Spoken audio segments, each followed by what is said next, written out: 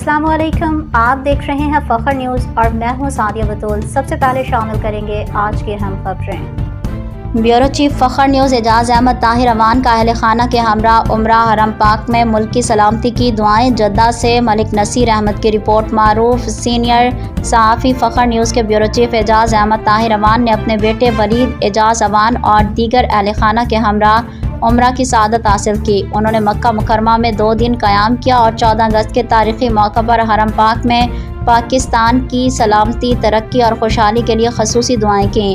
उम्रा की अदायगी के बाद आज मक्का मुकरमा से मदीना मुनव्वरा रवानगी हुई, जहां वो 15 दिन तक क़याम करेंगे। इस दौरान रोज़ा रसूल सल्लल्लाहु अलैहि वसल्लम पर हाज़िरी और नवाफिल की अदायगी के साथ साथ उम्मत मुस्लिमा के इत्तेहाद और अमन के लिए भी दुआएं की जाएंगी। फिल वक्त के लिए न्यूज़ स्टूडियो से इतना ही। मज़ीद खबरों और अपडेट्स के लिए देखते रहिए फखर न्यूज़।